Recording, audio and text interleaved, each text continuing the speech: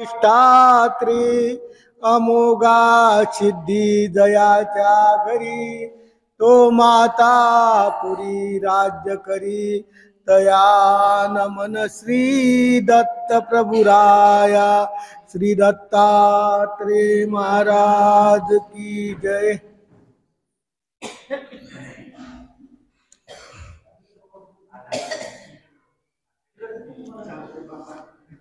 दत्तात्रेय प्रभू बाबाच्या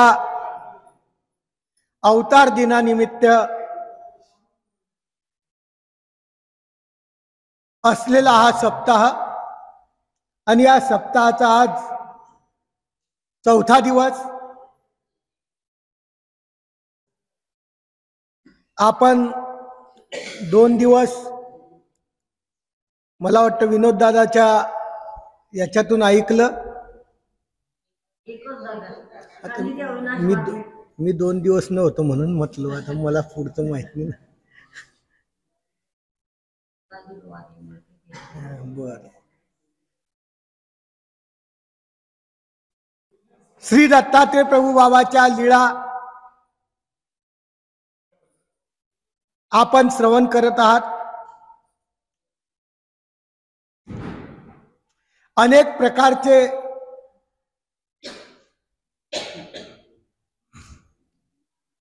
लीळा चरित्रातून विद्वानांचं आपल्याला मार्गदर्शन मिळतं, त्याला या भाषेत पाठ म्हणतात। आपल्या माईम भट्टांनी केलेलं लीळा चरित्र मुसलमानांच्या धाडीमध्ये निघून गेलं। अनेक लोकांनी ते पाठ केलेलं होतं, परंतु त्याच्यामध्ये थोडासा फरक पडला, म्हणून आज आपण आत्मतीर्थाची लीळा ऐकणार आहे। परत धानाईचा पाठ,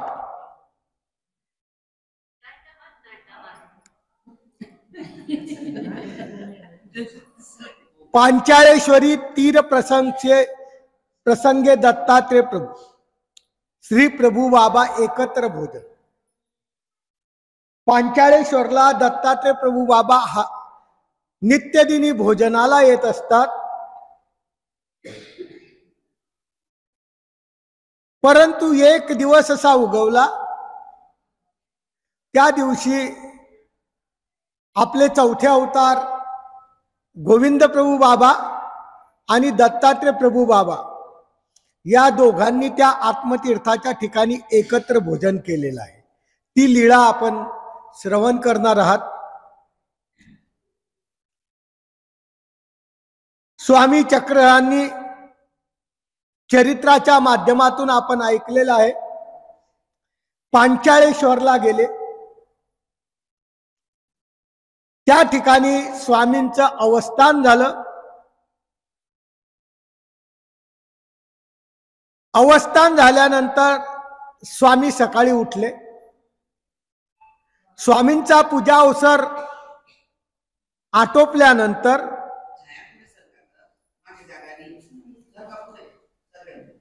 स्वामी बाईसा आणि भक्तिजनासोबत गंगा तीर या भागात आहेत आणि सकाळी उठून गंगा तीराला म्हणजे गंगेच्या काठावर आले।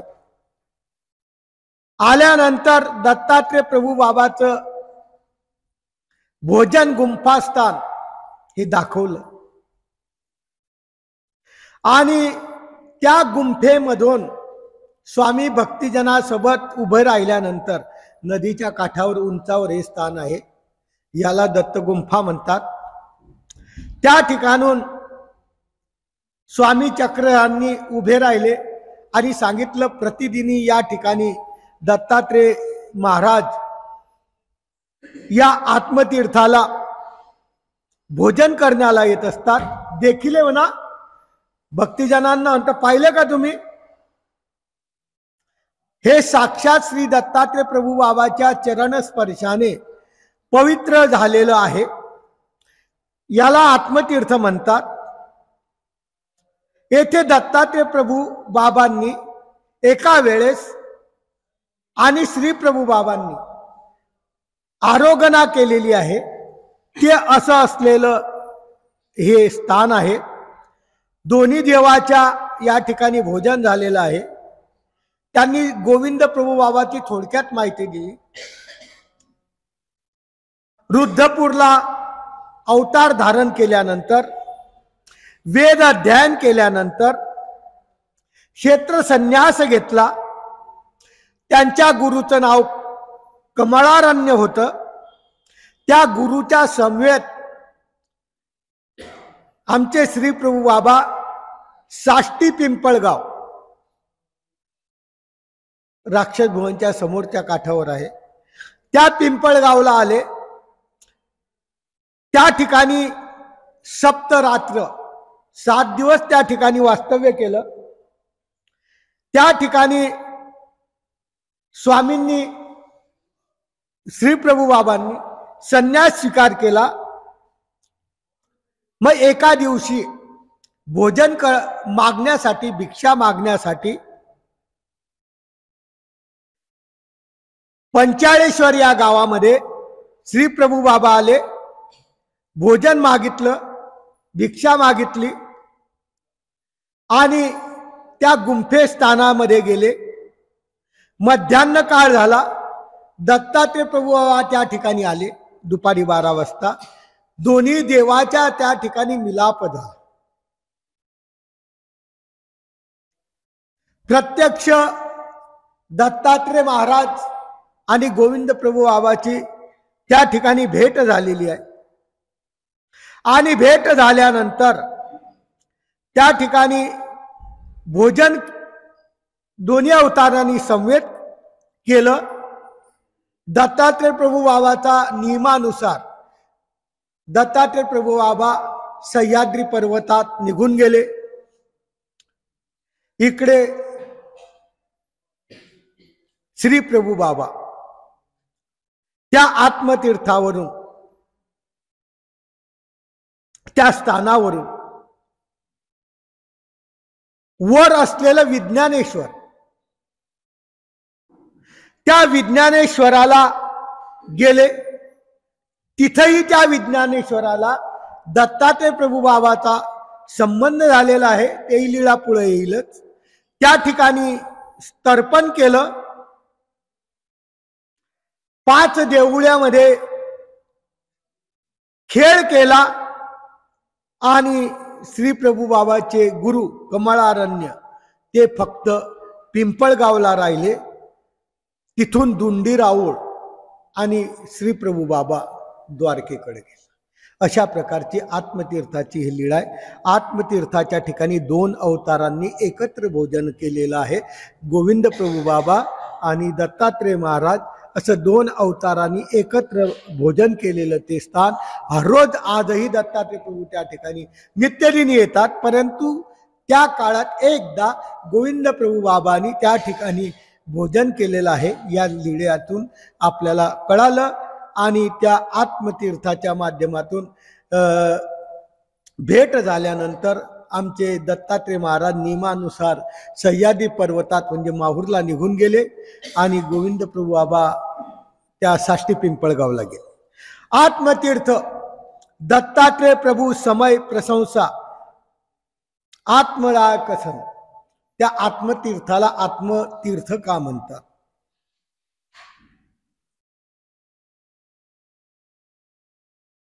दत्तात्रय प्रभू बाबाचं भोजन स्थान आहे आणि त्याला आत्मतीर्थ म्हणतात असं आपल्याला शंका येईल। म्हणून ते म्हणतात की त्या ठिकाणी असं काय घडलं की म्हणून त्याला आत्मतीर्थ नाव पडलं। एकदा स्वामी चक्रहांचं त्या पंचाळेश्वरला वास्तव्य असताना मर्दना मादना भोजन झालं आणि स्वामींची भोजनता वेगळी आहे, दत्तात्रय प्रभू बाबाची भोजनता पंचाळेश्वरला वेगळी आहे। त्या भोजनतेला आमच्या स्वामी चक्रांनी भोजन केल्यानंतर नदीच्या काठावर पंचाळेश्वर ज्यांनी पाहिलं त्याला आठवत असेल की नदीच्या खाली उतरल्यानंतर एका लाईननं 3 स्थान आहे. तर त्या पलीकडचं पहिलं स्थान आहे ते आमच्या स्वामी चक्रांती भोजनता आहे. मधलं त्या ब्राह्मणावर आळंचा आला होता म्हणून ती गुंफा बांधून घेतलेली आहे. आणि 3 नंबरचं जे स्थान आहे खाली वर जातात त्या कडेला, तिथं त्या अवधूताच्या स्कंदी आरोहण, अशा प्रकारचे 3 स्थानं आजही त्या लाईनला आहे. त्यापैकी स्वामी चक्रहांचं भोजनता स्थान स्वामींनी भोजन केलं आणि स्वामींनी पुढे गंगेमध्ये तिथून दाखवलं, उभे राहिले आणि म्हणे अवधूत, त्या अवधूताच्या खांद्यावर आरोहण केलं. अवधूत म्हणजे अन्य संन्यासी, त्या अन्य संन्याशाच्या खांद्यावर स्वामी बसले आणि म्हणे आत्मळया जाईन, आत्मतीर्थाला जाईन. मग आरोहण केलं. भक्तिजनासोबत त्या ठिकाणी वाळवंट म्हटलेलं आहे. कारण पूर्वीच्या काळात, आज जवळजवळ 20 वर्षापूर्वीच्या आधीचा काळ जर घेतला तर त्या पांचाळेश्वरला एकदम वाळू होती. तिथं एकही झाड नदीत नव्हतं, पूर्णपणे वाळू होती. म्हणून वाळवंटासारखं फक्त मध्ये देऊळ राहायचं. इकून तिकून भलं मोठं पात्र, आज जसं आहे तसंच पात्र होतं, परंतु दोन्ही बाजूनी फक्त वाळू राहायची, म्हणून त्याला वाळवंट. आता सर्व गवताळ झालं, आता सर्व झाडं होऊन गेले, आता वाटतच नाही ते नदी आहे. परंतु पूर्वीच्या काळामध्ये असं होतं. आज 20 वर्षापूर्वीच्या आधी असं होतं, परंतु काळानुसार ते आता जागा खराब झाली, म्हणून त्या ठिकाणी वाळवंटामध्ये विजय केलं. आत्मतीर्था उत्तराभिमुख त्या ठिकाणी आसन झालं. स्वामी म्हणतात, हे दत्तात्रय प्रभू बाबाच्या चरणस्पर्शाने पावन झालेलं आहे. आजही दत्तात्रय प्रभू या वाळवंटामध्ये मध्यान्ह काळी म्हणजे ठीक दुपारी 12 वाजता औट घटका, 2.5 घटका त्या ठिकाणी वास्तव्य करतात, क्रीडा करतात. बाईसा विचारते, जीजी दत्तात्रय प्रभू औट घटका क्रीडतात, त्याचं कारण सांगावं. बाईसांनी प्रश्न केला की औट घटका त्या ठिकाणी क्रीडतात, काय असं विशेष आहे, त्याचं कारण आम्हाला सांगा की दत्तात्रय प्रभू बाबा त्या ठिकाणी का क्रीडा करतात. स्वामी चक्रहांनी ती कथा सांगायला सुरुवात केली. त्रेतायुगाच्या सुरुवातीला दक्षिण दिशेला पांचाळ देशी पांचाळ राजा नावाचा एक पांचाळ राजा राहत होता. दक्षिण देशामध्ये पांचाळ देश होता, दक्षिण दिशेला पांचाळ देश होता, तिथे एक पांचाळ राजा होता. त्याला 4 पुत्र होते. 4 पुत्र होते.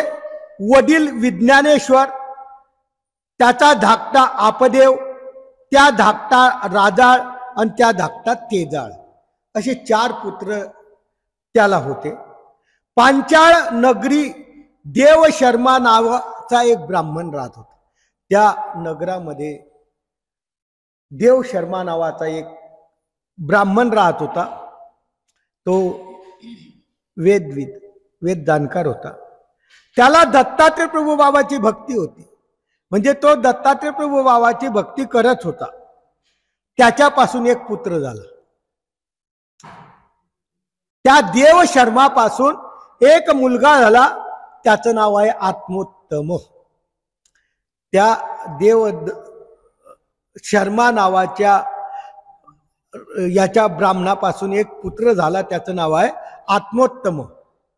तो ब्रह्मविद, तोही जाणकार. त्यांनी सहस्र वर्ष दत्तात्रय प्रभू बाबाची आराधना केली. 1000 वर्ष त्यांनी दत्तात्रय प्रभू बाबाचं नामस्मरण तप वगैरे केलं आणि त्याला दत्तात्रय प्रभू बाबाचं दर्शन झालं. दत्तात्रय प्रभू बाबांनी त्याच्या आपला श्री कर त्याच्या मस्तकावर ठेवला आणि त्याला अवलोकून देहविद्या नावाची एक विद्या संक्रमित केली. त्याने त्याचं देह प्रकाशमान झालं, दिव्यमय झालं. त्याच्या देहातून प्रकाश दिसायला लागला अशा प्रकारची विद्या दत्तात्रय प्रभू बाबांनी त्या तपाच्या माध्यमातून त्याला दिली. मग आत्मोत्तमाने दत्तात्रय प्रभू बाबाची 16 प्रकारच्या पूजा केली. आव्हानम आसनम अर्घराम मत परम अशा प्रकारची वेदामध्ये 16 प्रकारची पूजा आहे. ती पूजाच्या माध्यमातून त्यांनी दत्तात्रय प्रभू बाबाचं पूजन केलं. ते ऐकून पांचाळराव ते ऐकलं. त्यांनी पांचाळरावांनी पांचाळ देशाच्या राजाने ऐकलं आणि तोही दत्तात्रय प्रभूच्या दर्शनाला आला. आपल्या अंगे दत्तात्रय प्रभूची बरवी पूजा केली. त्यांनी बी चांगली सुंदर अशी दत्तात्रय प्रभू बाबाची पूजा केली. दत्तात्रय प्रभू बाबांनी त्यालाही वर दिला, तू दैत्य दानव राक्षसाते पराभविता होशील. तू या भूतलावर जेव्हा दैत्य निर्माण होतील, दानव निर्माण होतील, राक्षस निर्माण होतील, अनेक लोकांना त्रास देतील, त्या राक्षसांचा, त्या दैत्यांचा, दानवांचा तू काय करशील? पराभव करशील. मग तुझं ब्रह्मादिकाची प्राप्ती होईल. असं केल्यानंतर तुला ब्रह्म विष्णू महादेव याची काय होईल? फळ होईल. असा वरदान दत्तात्रय प्रभू बाबांनी दिलं आणि दत्तात्रय प्रभू बाबा तिथून अदृश्य झाले. एकीकडे आत्मोत्तम ऋषी बद्रिका आश्रमला गेला.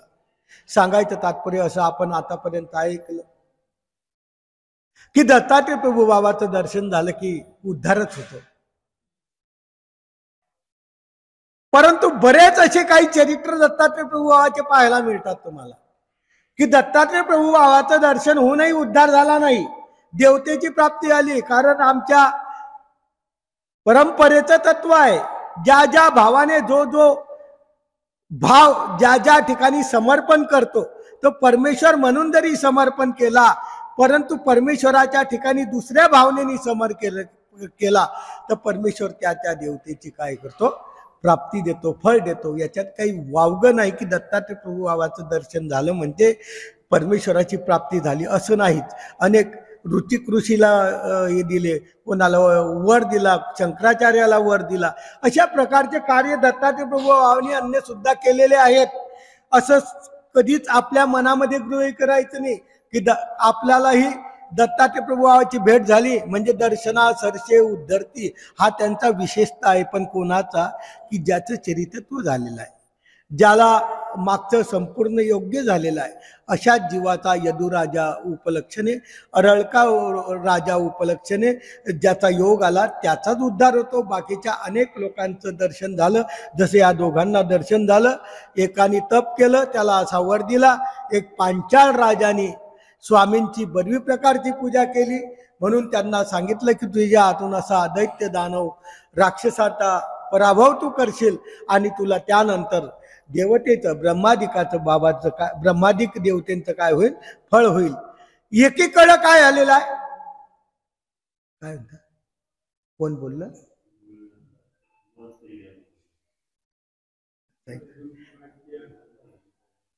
एकीकडे काय आलं?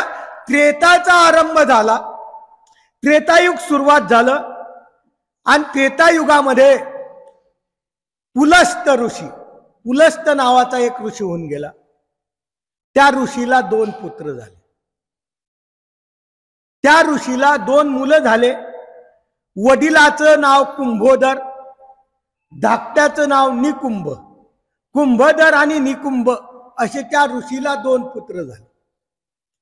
तेही दोघांनी 1000 वर्ष उग्र तप केलं. उग्र तप म्हणजे अतिशय कठीण, जसं रावणाने केलं होतं उग्र तप. ज्या तपामध्ये निव्वळ उग्रता आहेत अशा प्रकारचं उग्र तप 1000 वर्ष त्यांनी केलं. त्यांना आठांतुल महादेव प्रसन्न झाला. जसा रावणाला आठांतुल महादेव प्रसन्न झाला होता तसा या कुंभ आणि निकुंभ याला आठांतुल महादेव प्रसन्न झाला आणि त्यांनी मागितलं, मागा म्हणे काय पाहिजे तुम्हाला. त्या महादेवाला मागितलं. तुम्हाला माहितच आहे देवता काय देऊन मोकळ्या होतील सांगता येत नाही. असं म्हणे त्यांनी मागितलं. आम्ही जेव्हा जेव्हा युद्ध करू, जेव्हा जेव्हा युद्धामध्ये आमच्यावर प्रसंग येतील, आमच्या समोर अनेक प्रकारचे योद्धे उभे राहतील, अशा पळस ज्या ज्या आम्हाला 3 लोकीचं राज्य प्राप्त करायचं आहे, 3 लोकांच्या राज्याचा आम्हाला धनी व्हायचा आहे आणि आम्हाला त्याच्यासाठी युद्ध करावं लागणार आहे. आणि युद्धामध्ये आमचा विजय होईल असं सांगता येतं का? नाही, पराजय होऊ शकतो. म्हणून युद्धकाळी जर कदाचित आमच्यावर काही सैन्य चालून आलं, सेना चालून आली, तर आमचं शरीर तेव्हा वज्राचं व्हावं. वज्राचं म्हणजे लोखंड, म्हणजे मरायचं कामच नाही.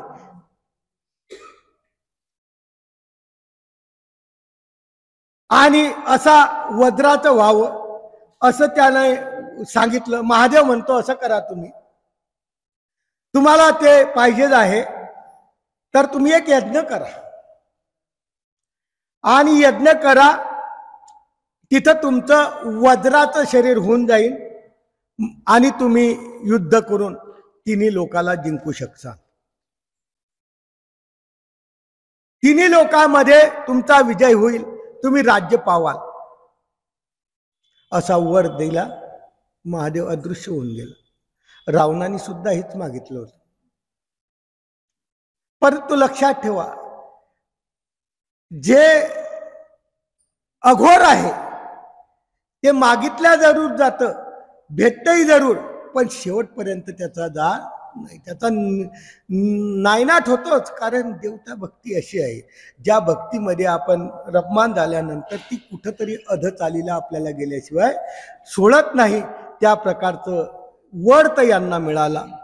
मग दोघे राक्षस, कुंभ आणि निकुंभ, पुलस्त ऋषीच्या उदरात निर्माण आलेले आहे आणि राक्षस निर्माण आलेले आहे. म्हणजे कोणाच्या उदरात कोण कधी निर्माण होईल हे काही सांगता येत नाही. एखाद्या चांगल्याच्या उदरात नालायक माणसं निर्माण येईल, एखाद्या नालायकाच्या उदरी चांगले माणसं निर्माला येतात. याला प्रमाण म्हणजे आहे की या पुलस्त ऋषीच्या उदरी हे 2 आले आणि हे दोन्ही राक्षस, कुंभ आणि निकुंभ. मग नाही, पुलस्त वेगळे. मग त्यांनी काय केलं? महादेवाची महाराष्ट्रात आला राक्षस भुवन, तिथं नगर वसवलं, म्हणून त्या गावाचं नाव पडलं राक्षस भुवन. सर्व राक्षस त्या ठिकाणी वास्तव्य करत होते. आता पुढं फक्त शनीचं लागलं. नंतर पुढं जाऊन कोणीतरी शनीचं मंदिर तयार केलं, म्हणून पुढं काय लागलं? शनीचं लागलं. नाही तर आतापर्यंत त्या गावाचं नाव काय होतं? राक्षस भुवन. कशामुळे पडलं? या 2 राक्षसांनी त्या ठिकाणी वास्तव्य केलं, म्हणून त्या गावाचं नाव पडलं राक्षस भुवन. त्या ठिकाणी राक्षस भुवन म्हणून तिथं ते वसून राहिले. महादेवाची आज्ञा घेऊन वज्राचं त्यांचं शरीर झालं. साष्टी पिंपळगाव त्या ठिकाणी त्यांनी थोर प्रकारचा उपद्रव सुरू केला. लोकांना थोर प्रकारचा त्रास देणं, आणि लोक उपद्रवाने पिडले. अन्याय ज्याला म्हणतात त्या अन्यायाने ते पिडले. आत्मोत्तमाचा शिष्य महाराष्ट्रातून बद्रिकाश्रमला गेला. आत्मोत्तम जो माग गेला त्याचा शिष्य बद्रिकाश्रमला गेला. आपला उपद्रव त्यांनी त्या आत्मोत्तम ऋषीला सांगितला की असे असे राक्षस आलेले आहेत आणि ते आम्हाला काय देत आहे? उपद्रव देत आहे. मग आत्मतीर्थ म्हणतो, तुम्ही पांचाळ राजाला शरण जा. तुम्ही काय करा? पांचाळ राजाला, त्या ठिकाणी जो असेल दक्षिण देशामध्ये पांचाळ देश होता, त्या ठिकाणी तो राजा होता, त्या ठिकाणी तुम्ही काय करा? शरण जा. तो नक्कीच राक्षसाचे वधील. त्याला वरदान दिलं होतं. दत्तात्रय प्रभुबाबांनी त्याला वरदान दिलं होतं की तू काय करशील? दैत्य दानव राक्षसांना काय करशील? पराभव करशील, त्यांचा वध करशील आणि त्याला शरण जा. तो नक्कीच तुमच्या या आलेली आपत्ती, आलेल्या संकटातून तुम्हाला तो काय करेल? तारेल आणि त्यांचा वध करेल. त्याला दत्तात्रय प्रभुबाबाचं वरदान आहे. त्याला कोणाचं वरदान आहे? आमच्या दत्तात्रय प्रभुबाबांनी त्यांना वरदान दिलेलं आहे. म्हणून तो ब्राह्मण पांचाळ राजाच्या शरण गेला, त्या पांचाळ राजा 4 पुत्रासोबत महाराष्ट्राशी आला. तो पांचाळ राजा तिकडं आपलं सोडून 4 पुत्रासकट महाराष्ट्रामध्ये आला आणि राक्षस भुवनला त्यांनी वेढा दिला. जिथं दैत्य वास्तव्य करत होते, ज्या ठिकाणी दैत्याचा वास होता, ज्या ठिकाणी ते राहून अनेक लोकांना उपद्रव देत होते, अनेक प्रकारचा त्रास देत होते, त्या राक्षस भुवनला त्या पांचाळ राजाने काय केलं? वेढलं म्हणजे काय केलं? वेढा दिला. मग दोन्ही राक्षस युद्ध करू लागले. कोण? कुंभ निकुंभ. 2 राक्षस काय करायला लागले? युद्ध करायला लागले. राये राक्षसाचे सैन्य बहुत वाढले.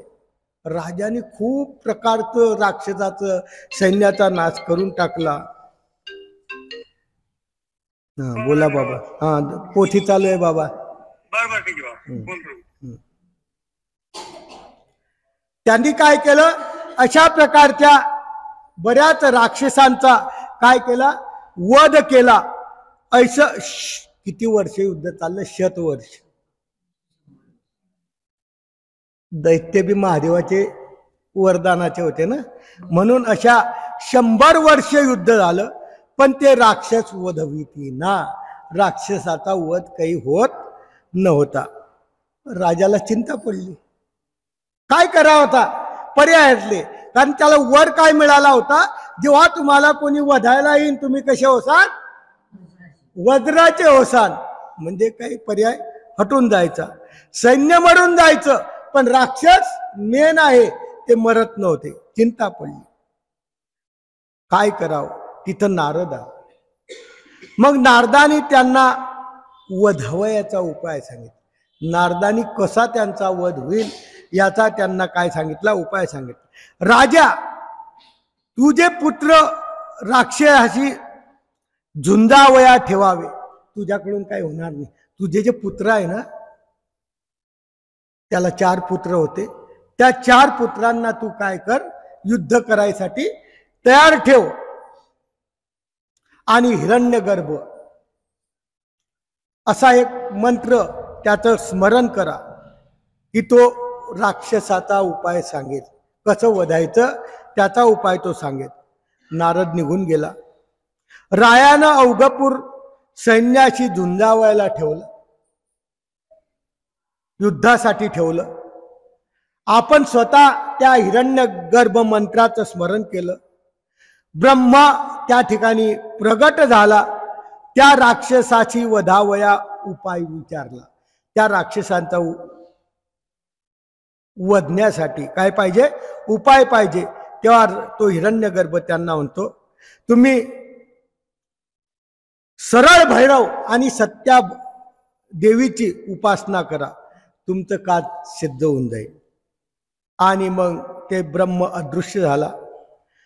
हिरण्यगर्भ त्या ठिकाणी वसत होता, तो प्रगट झाला. त्या ठिकाणच्या गावाचं नाव आज हिरटपुरी आहे, हिरण्यपुरी. तिथंही स्थान आहे स्वामींचं. म्हणजे त्या लाईनने जे गावं आहेत ते गावं सर्व त्रेतायुगापासून इतिहासपूर्ण गावं आहे. त्या गावांचा इतिहास खूप जुना आहे. त्या प्रत्येक गावाचं नाव कशामुळं काय पडलं ते याच्यातून आपल्याला सांगितलं गेलेलं आहे. आणि म्हणून ते हिरण्यपुरी गाव त्या ठिकाणी झालं.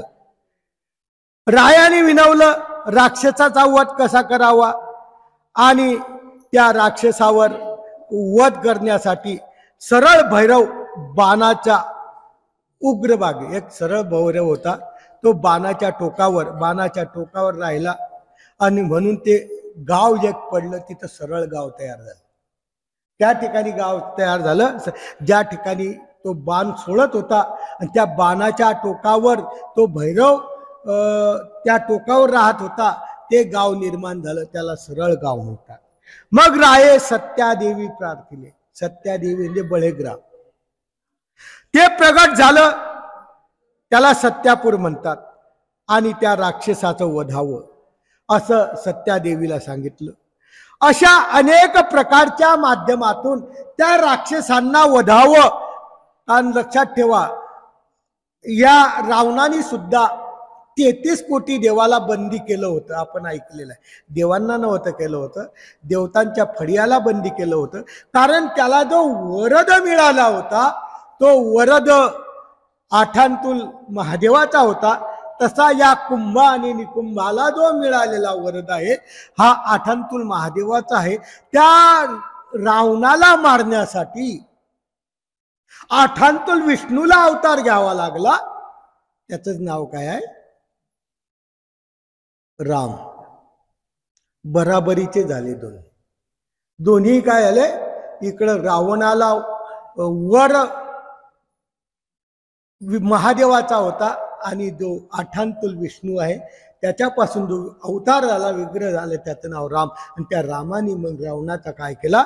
वध केला. त्या माध्यमातूनच आता यांना कुंभ आणि निकुंभला काय करायचंय? वधायचं. यांच्याजवळ होतं सामग्री, परंतु तिथपर्यंत पुरेल एवढी सामग्री नव्हती. तिथपर्यंत त्यांचा वध होईल असं नाही. म्हणून त्यांनी अशा भैरवांना आमंत्रित केलं आणि सांगितलं की अशा प्रकारचं वधावं. तेव्हा ते काय म्हणतात? आम्ही राक्षसाच्या तुमच्या बाणावर राहू, राक्षस वधेल, पण तू लक्षात ठेवा, राक्षसाला जर बाण लागला आणि बाण लागल्यानंतर त्याच्या अंगातून जर रक्ताचा एक थेंब जमिनीवर पडला तर हजारो राक्षस निर्माण होतील.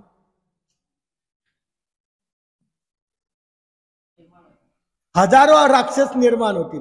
म्हणजे न सुद्धा थेंब पडला एक, तुमच्याकडून जर तो थेंब सुद्धा जमिनीवर पडू द्यायचा नाही. एक थेंब पडला की हजारो राक्षस, त्या दुसरा थेंब पडला की हजारो राक्षस. म्हणजे वधायचं काही काम नाही असं वाटत. म्हणून ते म्हणतात की असं वरच्या वरी तो मी काय करेन? भक्षून घेईन. तो भैरव काय म्हणतो? त्या टोकावर आहे मी, तो थेंब पडला की मी भक्षून घेईन. पण कदाचित खाली जमीनवर पडला गेला तर तुमचा.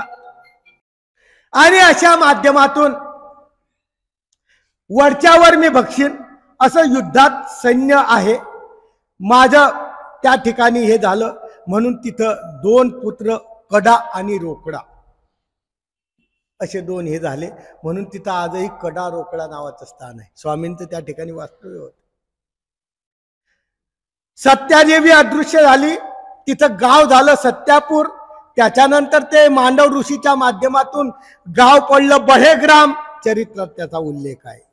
आणि अशा प्रकारचा त्या राक्षसाचा वधण्यासाठी 8 कोटी भूतावळी तयार झाली. 8 कोटी भूत काय झाले? म्हणजे सैन्य तयार झालं की या 2 राक्षसांचा काय करायचं? आता वध करायचा आहे. आणि त्यांचा वध करण्यासाठी त्या राक्षसांना वधण्यासाठी त्या ठिकाणी आले. खूप प्रकारचं झुंज असं आरंभ युद्ध त्या ठिकाणी झालं. अनेक प्रकारच्या युद्धामध्ये अनेक प्रकारचे सैन्य जळायला लागले. अनेक प्रकारचा पाताळामध्ये हे झालं. असे युद्ध चालूत असताना सोमनाथ नावाच्या एक देवाचं त्यांनी देवतेचं चिंतन केलं. तेही संकट त्यांनी निवारलं आणि त्या राक्षसाला वधायचं प्रार्थना केली. अनेक उपाय केले कुंभ आणि निकुंभ या 2 राक्षसाला. आणि देवतेचं असा वर दिल्यानंतर तो वर जोपर्यंत देवता त्याचा अभिमान काढत नाही तोपर्यंत पुढील त्याचं मृत्यू आणू शकत नाही. आणि अशा माध्यमातून अनेक प्रकारचे त्यांनी रुद्र निर्माण केले. रुद्र अदृश्य झाले आणि त्या ठिकाणी ते भैरव बाण जे आहेत ते भैरव बाण त्या ठिकाणी चालतायत. आणि असं करून करून करून त्या पांचाळ राजांनी कुंभ आणि निकुंभाला काय केलं? मारून टाकलं. कुंभ आणि निकुंभाला काय केलं? मारून टाकलं. राजाचा काय झाला? विजय झाला. दत्तात्रय प्रभू बाबाचा वरदहस्त होता. दत्तात्रय प्रभू बाबाचं त्यांना वरदान होतं. त्या माध्यमातून ते विजयी झाले. आणि आकाशामध्ये दुदुंबी नगारे वाजायला लागले. कारण अनितीचा मार्ग त्या ठिकाणी काय झाला? संपला. जी अनिती चालत होती, अन्याय चालत होता, अनेक लोकांवर अत्याचार झालेला होता आणि तो अत्याचार या ठिकाणी संपून गेला. दत्तात्रय प्रभू बाबाच्या वरद हस्ताने त्या ठिकाणी विजय झाला, पुष्पाचा वर्षाव झाला. अशा प्रकारचं त्या ऋषींनी ते गोष्ट सांगितली. आणि कुंभ आणि निकुंभ हे पुलस्त ऋषीचे पुत्र जे होते यांचा त्या ठिकाणी वध झाला म्हणजे नायनाट झाला. आणि असं वाटलं त्या राजाला, आपण मारलं राक्षस आपण काय केले, मारले. पण राक्षस कोणाचे पुत्र होते, ऋषीचे पुत्र होते. म्हणून त्या पांचाळ राजाला पश्चाताप झाला की शेवटून आपल्या हातून ब्रह्महत्या घडली, मारायला नाही पाहिजे होतं. काय झाली, ब्रह्महत्या घडली. आता याचं पुरश्चरण करावं लागेल. कोणत्या बी गोष्टीचा जो आहे त्याचं अहिंसा नाही, ते हिंसाच आहे. आणि त्या हिंसेचं पुरश्चरण करावं लागेल. मग ते काय करायचा तो उपाय सांगायचा. म्हणून अवघे ब्राह्मणांनी आत्माचं चिंतन केलं. आत्मऋषी गगन मार्गाने त्या राजसभेमध्ये उतरला आणि सर्व ब्राह्मण त्या ठिकाणी उभे राहिले, नमस्कार केला. षोडशोपचार त्या आत्मऋषीची पूजा केली आणि ब्रह्महत्येचं जे पातक आहे, जे विधी आहे, तो त्यांना निरोपावा की बुवा यांचा ब्रह्महत्येचं पातक. जरी दृष्ट लोक होते पण ऋषीपासून काय होते, जन्माला आलेले होते. म्हणून ते आम्हाला त्यांचा वध झालेला आहे, त्याच्यापासून मोकळं व्हावं, त्या दुःखापासून आम्हाला पुढं काही बाधा होऊ नये. म्हणून तो पुरश्चरणासाठी विधी विला. त्यांनी सांगितलं की तुम्ही दत्तात्रेय प्रभू बाबाची महास्तुती करा. त्या आत्मोत्तम ऋषींनी काय सांगितलं, त्या सभेमध्ये येऊन, हे पांचाळ राजा, तू आता दत्तात्रेय प्रभू बाबाची महास्तुती कर. तोच तुला ह्या केलेल्या घटनेतून तुला काय करेल, पुरश्चरण करेल. बाई क्रियेशी अनुताप पुरश्चरण आमच्या स्वामींनी सांगितलं आहे. त्या माध्यमातून त्यांनी महास्तुती प्रार्थना केली आणि दत्तात्रेय प्रभू बाबा अकस्मात त्या सभेमध्ये आले. सभेमध्ये आल्यानंतर ब्राह्मणा समेत दत्तात्रेय प्रभू बाबांना पूजन केलं. दत्तात्रेय प्रभू बाबाला विनंती केली आणि बाबा आमच्याकडून असं घडलेलं आहे, त्या राक्षसांचा वध झालेला आहे, आम्हाला ब्रह्महत्या घडलेली आहे आणि इथं क्षालन तुम्ही सर्वज्ञांनी करावं आणि आम्हाला या पुत्रासमेत संसारापासून उद्धरावं. अशा या संसारात आम्ही यांचा उद्धार करावा असा दत्तात्रेय प्रभू बाबाजवळ अनुग्रह घेतला. आणि त्या राजाने अशा प्रकारच्या आत्मनेची विनंती केली.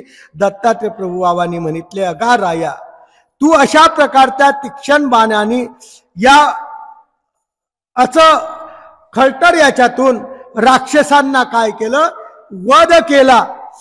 तू काही हे करू नको. दत्तात्रेय प्रभू बाबाचं चरण क्षालन त्या ठिकाणी झालं आणि त्या चरण क्षालनाच्या माध्यमातून त्यांनी काय केलं, त्या ठिकाणी चरणोदक घेतलं, स्नान केलं आणि दत्तात्रेय प्रभू बाबाला विनंती केली की बुवा आम्ही आमचे या ठिकाणी अशा प्रकारचे झालाय. तिथं स्नान केल्यानंतर त्या पांचाळ राजाने आत्मऋषींनी दत्तात्रेय प्रभू बाबाला विनंती केली की तुम्ही आमच्या इथं भोजनाला यावं. तेव्हापासून त्या स्थानाचं नाव काय झालं, अंत पांचाळेश्वरचं नाव काय झालं. या पांचाळ राजाच्या निमित्ताने त्या गावाचं नाव काय पडलं, पांचाळेश्वर.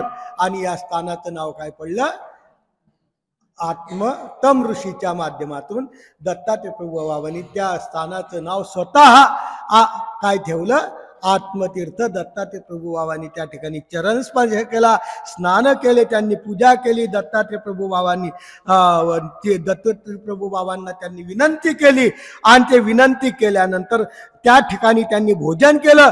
आणि भोजनच केलं नाही तर जोपर्यंत तुमचा अवतार या भूतलावर आहे तोपर्यंत दररोज या ठिकाणी काय करायचं, भोजनाला यायचं. म्हणून आत्मतीर्थ आहे. पांचाळेश्वरी गौतमी तटतीरी दत्तात्रेय महाराज दररोज भोजनाला येतात. असं या स्थानाची महती, या स्थानाची लीळा, या स्थानाचं महात्म्य आपल्याला माहित पाहिजे. पांचाळ राजाच्या निमित्ताने पांचाळेश्वर पडलं आणि तोही पांचाळ राजा दक्षिण देशीचा होता. परंतु त्यांनी कुंभ आणि निकुंभ या दोन राक्षसांचा काय केला, राक्षस भुवन गावाच्या माध्यमातून काय केला, वध केला. आणि वध केल्यानंतर ब्रह्महत्या घडली. म्हणून ज्या ठिकाणी पातक नाचल्या गेलं ते स्थान म्हणजे आत्मतीर्थ, आणि पांचाळ राजा त्या ठिकाणी वसला. म्हणून त्या गावाचं नाव काय झालं, पांचाळेश्वर. अशा प्रकारचं त्यांचा दत्तात्रय प्रभू बाबांनी त्यांना उपदेश केला आणि दत्तात्रय प्रभू बाबा तिथून आपल्या कार्याला निघून गेले. दंडवत.